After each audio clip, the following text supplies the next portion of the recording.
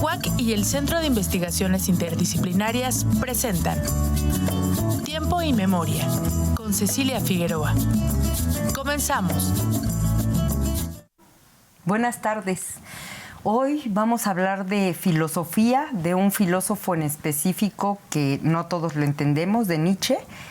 Y nuestra invitada es nada menos que la coordinadora de la licenciatura en Filosofía de la Universidad Autónoma de Querétaro, una excelente difusora y divulgadora de su disciplina. Ella es la maestra María Eugenia Herrera. Hola, Maru, gracias por acompañarnos. Ceci, qué honor, qué placer estar con ustedes hoy aquí en Tiempo y Memoria. Gracias a ti. A ver, platícanos. Veníamos en el camino con una conversación muy sabrosa y el punto de partida fue el tuyo, por supuesto. Hay tres grandes pensadores que rompieron los paradigmas en la época contemporánea. Son y un... ¿Quiénes son? ¿Y por qué? Gracias, Ceci. Bueno, es muy difícil comprender nuestra realidad contemporánea, los sistemas de pensamiento, las nuevas realidades, incluso de nuestra cultura, sin estos tres referentes, que son Nietzsche, Marx y Freud. Entonces, de diferentes maneras, ellos son, pues bueno, las estaciones de paso obligadas para entender a todos los pensadores posteriores y también pues nuestras posibilidades de innovación. Entonces creo que siempre es importante poder volver a ellos para hacer nuestro todas esas claves que todavía son capaces de arrojar mucha luz, porque son tres pensadores que siguen siendo bárbaramente vigentes, ¿no? Los necesitamos. Una probadita de esos manantiales que ellos representan puede tener un efecto muy, muy clarificador, muy sugerente, incluso en nuestras vidas cotidianas. Tienen mucho que decirnos. Incluso los autores contemporáneos, tú dirías que todos, de una u otra forma, consciente, inconscientemente, implícita o explícitamente, abrevan de estos tres grandes. Creo que es imposible ignorarlos, ¿sí? Nietzsche, Marx, Freud son figuras que estás con ellos o contra ellos, o en unas cosas apropiándotelos y en otras confrontándote, buscando nuevas vías, pero ellos son el umbral a partir del cual se construyen otras cosas. Y en el caso específico de Nietzsche, que tú como filósofa, pero también como divulgadora, ¿qué rescatarías de él? Porque, bueno, la obra cumbre y la que todo el mundo debimos de haber leído fue Así habló Zaratustra, ¿no? Pero no sabemos más. O sea, los no filósofos solo sabemos que el cristianismo lo detesta porque mató a Dios, que la gente que es del Club de los Optimistas también, porque pues... le dicen el filósofo del pesimismo, pero no sabemos más. Tú, por favor, dinos quién es. Gracias, Ceci, qué reto. Bueno, algunas pistas, ¿no? Nietzsche es fundamentalmente una figura incómoda, disruptiva, rebelde a las categorías. Cuando nosotros hablamos de su pesimismo, nos brinca por ahí, por ejemplo, que él habla de la gaya ciencia, es decir, de un conocimiento dichoso, alegre, reivindica pasiones como la alegría. A pesar de que de repente sea bastante furioso cuando hace críticas a otros autores, ¿no? Cuando hablamos de su crítica, que es muy poderosa al cristianismo y al platonismo como raíces de Occidente, pues también nos brincan luego por ahí las tremendas admiraciones que también tiene hacia ciertos aspectos de Platón y del cristianismo. Entonces es muy rebelde Nietzsche, es difícil en ese sentido. Creo que en buena medida lo que él hace es ser muy explosivo a que lo coloquemos bajo una etiqueta, ¿no? Y por otra parte, nos dan muchas ganas de hacerlo, porque es muy provocador. Mencionabas hace un momento el Zaratustra de Nietzsche, ¿no? O sea, una obra muy desafiante porque es muy poética, porque las parábolas, las metáforas, el lenguaje figurado hacen que sea difícil. Pero también resulta muy sugerente, muy apasionante, porque es una suerte también de libro poético. Entonces hay muchas imágenes que pueden tocarnos, que pueden emocionarnos. Y probablemente uno de los mayores valores que tiene Nietzsche es el cómo nos puede ayudar a repensarnos desde un lugar distinto. Al respecto, por ejemplo, Hermann Hesse, él como individuo se adentró en el budismo, en la meditación, en estas filosofías orientales.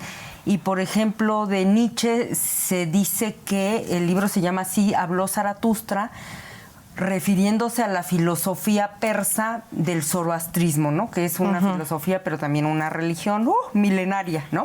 Sí. El dios del fuego. ¿Tú qué opinas al respecto? Ay, pienso que es una de las trampas nietzscheanas. O sea, creo que más que pensar que se trata de un orientalismo de Nietzsche, creo que es una suerte de maldad. Ante el cristianismo y ante Platón y ante su tradición y su sentido de peso, de antigüedad, ¿qué hace? Él se va a buscar un referente más antiguo para decirnos que es más original. Es un poco, creo que es un juego de efecto y es también una figura remota que le permite ser creativo y poner sus propias ideas en boca de esta figura, ¿no? de este Zaratustra. Es frecuente pensar que muchos de los grandes autores de la antigüedad, de repente se dice a propósito de Homero, por ejemplo, o de Sun Tzu, el gran sabio de la estrategia china, que no eran una sola persona, ¿no? Sino que eran un equipo, un grupo, y que se inventaba el autor como una forma de darle antigüedad a las ideas, a lo que se planteaba, ¿no? Entonces, como para venerarlo, se inventaba el autor, se diseña. Entonces, pues Nietzsche se aprovecha un poco de eso, ¿no? Para no decir que él dice, lo dice Zaratustra, ¿no? Tú dices que de alguna forma nos abrió una puerta, bueno, ubiquémoslo en su contexto histórico. En su contexto histórico, Platón y el cristianismo pues eran los que regulaban, por decirlo de alguna manera, ¿no? Valores, comportamientos, formas de pensar, de ver la vida, de estar en el mundo. Y tú dirías que él nos abrió como una ventana, como para decirnos, miren, como para coquetearnos, miren, pueden salir por aquí, no tienen que estar esclavizados a esta forma de pensar. Y si fue así, ¿cómo lo hizo? Creo que Platón y el cristianismo son dos grandes raíces de Occidente, no son las únicas, pero tienen un predominio muy fuerte, ¿sí? Muchos autores, pensemos por ejemplo en el matemático Sir Alfred Norton Whitehead, decía que toda la filosofía no son más que notas a pie de página de Platón. Es decir, es el diálogo con Platón lo que arma toda la filosofía, piensan algunos teóricos. Entonces imaginemos esa influencia tan poderosa que también cambia de una época a otra. Y Nietzsche lo que va a hacer es preocuparse sobre todo de poner el acento en que no tomemos como dado o definitivo algo que en realidad es una construcción. ¿Sí? Nosotros fraguamos valores, perspectivas, conceptos y somos, sobre todo con Nietzsche, constructores de nosotros mismos. Y lo que hay que construir sobre todo, es lo que recuperaría yo de Nietzsche, es el sentido. El sentido de lo que sea de la vida de los otros, ¿en qué sentido? Digámoslo así, muy simple, la orientación de lo que sea que estemos hablando. Si estamos hablando de mi vida, pues el sentido de mi vida es el hacia dónde de mi vida. ¿Qué es lo que hace que valga la pena?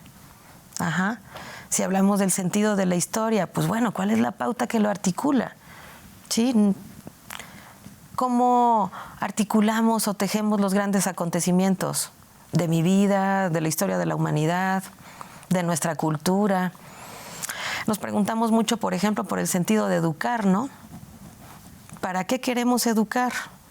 Tiene que ver también con cómo se educa, a quién se educa, cuándo se educa, en qué. Y es que el cristianismo, bueno, no sé, tú me corriges, Platón y el cristianismo, infiero que pues es esta filosofía determinista, ¿no? de que esto es así por una fórmula que tiene que ver con Dios, ¿no? Y Nietzsche nos invita a nosotros despojarnos de eso y crear nuestro propio sentido. Con todos los riesgos que implica asumir la intemperie, es decir, está uno aquí, no hay ningún cobijo, no hay protección, estamos solos frente a esta necesidad de dar sentido. Entonces sí, hay esa provocación, esa invitación de Nietzsche, y también, pues bueno, es algo festivo y también algo alarmante, ¿no? Porque de repente se siente un gran peso de responsabilidad en hacerse cargo.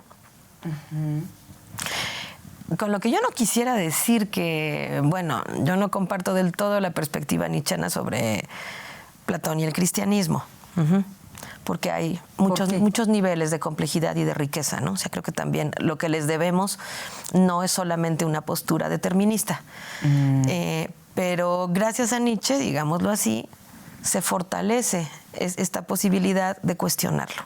De poder ver que estas perspectivas, que son muy importantes y decisivas, son construcciones.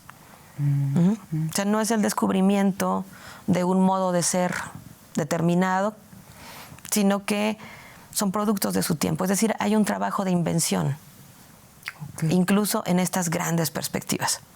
Por supuesto, esto va a chocar, ¿no? Y de los grandes conceptos de Nietzsche, ¿tú en cuáles y cómo los aplicas tú, Maru, en tu vida cotidiana como filósofa, en tus lentes que te pones para ver el mundo? ¿Qué conceptos o qué ideas de Nietzsche te cambiaron como esa graduación? Me parece muy importante que para Nietzsche conocer es algo que se hace en movimiento. Y que nuestros actos de conocimiento no son solamente un trabajo de la inteligencia, sino que pensamos con todo nuestro cuerpo. Entonces nuestras emociones, las acciones que realiza nuestro cuerpo hacen posible cierto tipo de pensamientos, ¿no? Pensamientos que también tienen una afectividad.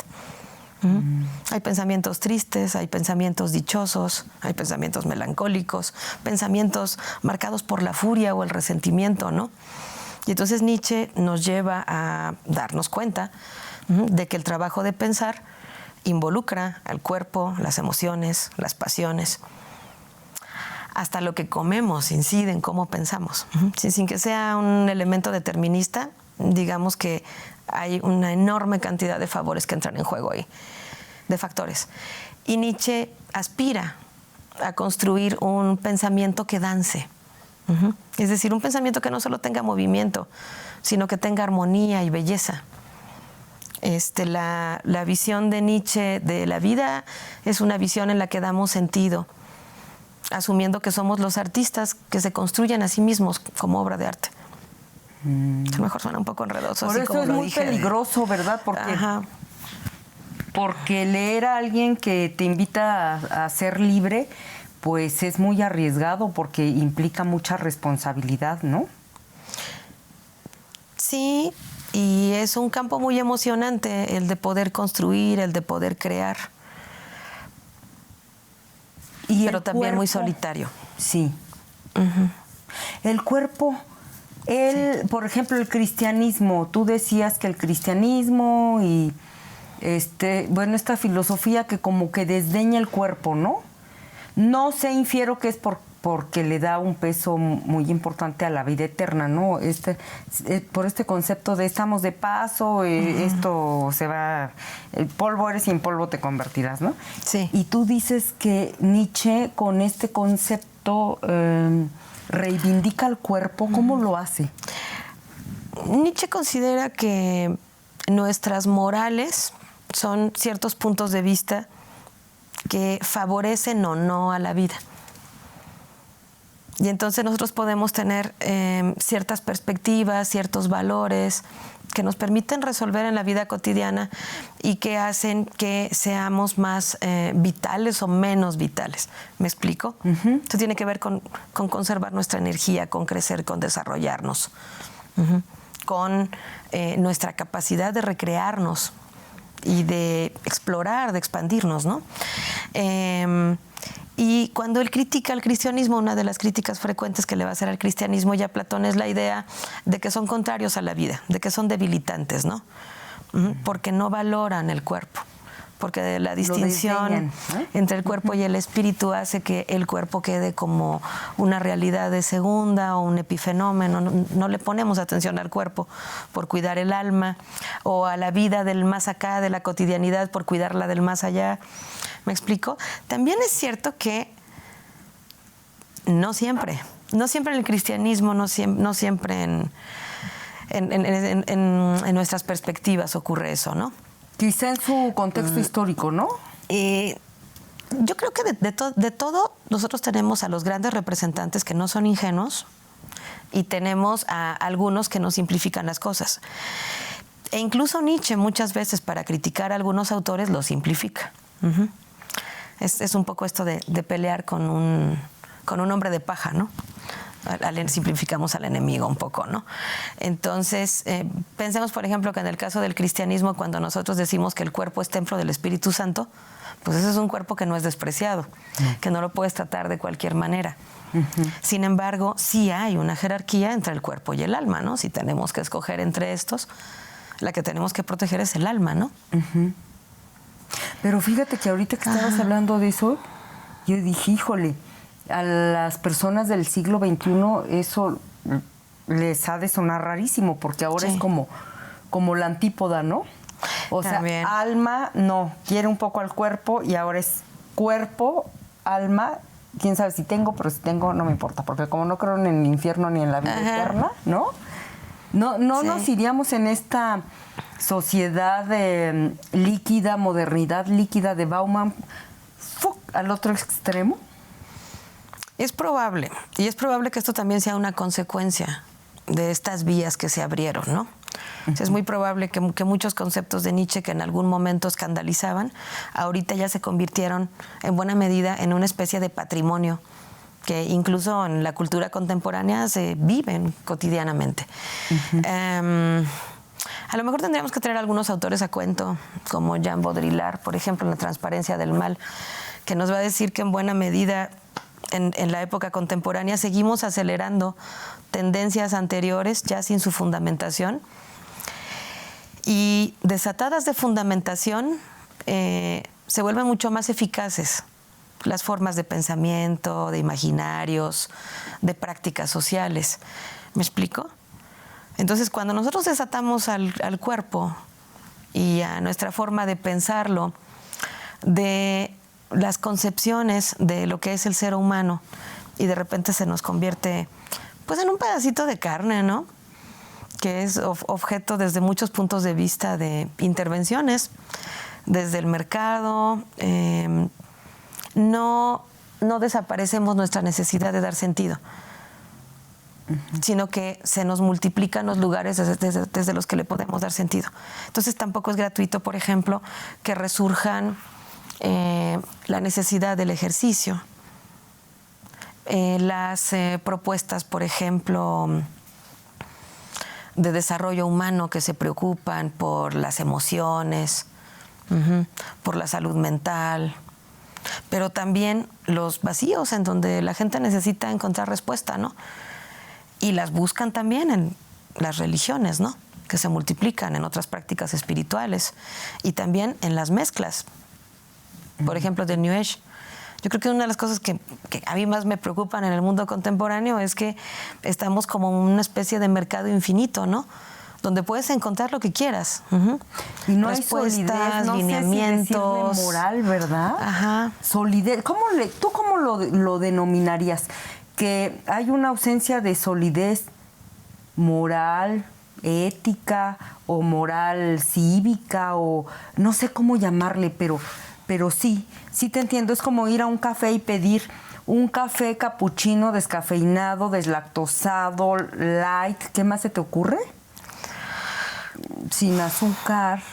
Ajá. Ese virtual. Es como virtual. Ya no te lo tienes que tomar, ¿no? Lo ponen en tu teléfono. Te imaginas los sabores. Ahorrarnos el esfuerzo implica también, creo yo, perdernos los sabores de la vida. Qué bueno que hablas de eso, porque ahorita tú me venías contando de los 3 grandes fundamentos de Nietzsche, de las 3 grandes etapas, y la primera tiene que ver con cómo él valora ese esfuerzo y ese sacrificio. A ver, platícanos de esos 3 conceptos. ¿Esos están en Así habló Zaratustra o en general en su filosofía? Ahí encontramos 3 transformaciones que nos va a proponer Nietzsche, ¿no? Como una especie de camino. Y entonces empieza todo con una metáfora, ¿no? Una metáfora de un animal, ¿no? O sea, primero hay que ser disciplinados, hay que ser resistentes, hay que ser fuertes, hay que obedecer la ley y hacerla cumplir, ¿no? Y entonces ahí la figura que lo va a representar va a ser el camello, ¿no? Que es capaz de andar por el desierto con muy poca agua, que es muy fuerte, que es muy resistente, que cumple, que pasa por pruebas dificilísimas. De alguna forma para Nietzsche, pues eso estaba representado en la formación tan rigurosa que tuvo, en su primera educación, que le permitió, pues bueno, conocimiento de las lenguas clásicas, conocimiento de los referentes literarios, incluso una formación musical importante en el caso de Nietzsche. ¿Y la Biblia también? Ajá, sí, era un pastor, el padre de Nietzsche, entonces había... Igual pues, bueno, que Marx, que dicen que lo primero que leyó fue la Biblia. Fíjate qué interesante. Entonces, esas cosas son curiosas con Nietzsche, ¿no? Tenía una gran cercanía a aquello que criticaba. Y también ese debería ser ahí un aprendizaje importante, ¿no? De su herencia crítica, ¿no? Necesitamos estudiar a mucha profundidad aquello que nosotros queremos cuestionar. Entonces, bueno. Segunda. Nuestro primer paso, ¿no? Trabajemos duro, ¿sí? El esfuerzo, la disciplina, la formación, el cumplimiento del deber. Y después, ¿qué es lo que viene? Cuando ya eso lo hemos logrado a la perfección, pues lo que viene es ser leones, ¿no? Es darnos la posibilidad de zafarnos, de desatarnos de esos deberes, de, con espíritu crítico, romper todo aquello que nos ataba, de desplegar nuestra pasión y de gozar esa fiera libertad, ¿no? Y ese es el Nietzsche que escribe y dice lo que se le pega la gana, ¿verdad? Sí. Anda por el mundo a sus anchas, ¿no? Sin recato casi. Sí. Y luego viene la parte que yo creo que es la más desafiante, ¿no? Como que la primera y la última son las más difíciles, ¿no? ¿Cuáles difíciles. En el caso de León, si en el caso del camello se trata de la disciplina, en el caso de León se trata de la valentía. Hay que ser valientes para poder ser libres. Y en el caso del niño, se trata de recuperar la inocencia del devenir. Ser capaces, después de la disciplina, de haber aprendido a cumplir con el deber, después de todo el despliegue crítico en que nos liberamos con fiereza, ser capaces de entregarnos al sentido del juego. ¿Sí? Aquí, cuando un niño juega, él no tiene un afán de control. Él se entrega a las reglas del juego. Él se toma en serio esa ficción que es el juego. Él descubre, él se involucra, él se apasiona. Él se entrega al juego. Maru, dinos finalmente, porque nos queda muy poquito tiempo. Sí. Esta plática muy amena que estamos teniendo aquí de cosas muy, muy peliagudas que solo tú dominas, las estamos replicando en la Facultad de Filosofía en un café humanista. Dinos cuándo va a ser el próximo para los jóvenes que quieren ir obviamente a tomar un café, a comer unas galletas, pero a formar parte de estos diálogos. Gracias, Ceci. Fíjate que en la Facultad de Filosofía, las licenciaturas de Filosofía, de Humanidades y Producción de Imágenes, de Antropología, de Historia, de Gastronomía, de Desarrollo Humano para la Sustentabilidad, nos hemos reunido para hacer que una vez al mes, una mañana de sábado, de 11 a 1 de la tarde, ahí en el Patio Barroco, que es un espacio magnífico para dialogar, para disfrutar un tiempo juntos de buena conversación y de reflexiones que estimulen ahí nuestro lenguaje, nuestro pensamiento y también nuestra imaginación y nuestro disfrute, nos podamos reunir estudiantes y profesores con jóvenes de preparatoria que estén interesados en las humanidades. No nada más que quieran estudiar alguna de nuestras carreras, no. Muchas veces nuestros jóvenes, en su interés por la medicina, por el derecho, por la administración de empresas, por lo que ellos quieran estudiar, se dan cuenta de que también necesitan un espacio que alimente su pensamiento, su imaginación, su ética. Eso es lo que vamos a tomarnos un café con galletitas y a platicar. Último sábado de cada mes. Sí, los esperamos 31 de agosto. 31. Muchas gracias, maestra María Eugenia Herrera. Gracias. A ti y a nuestros televidentes. Nos vemos en la próxima emisión. Buenas tardes. TV UAC y el Centro de Investigaciones Interdisciplinarias presentaron Tiempo y Memoria con Cecilia Figueroa. Gracias por acompañarnos.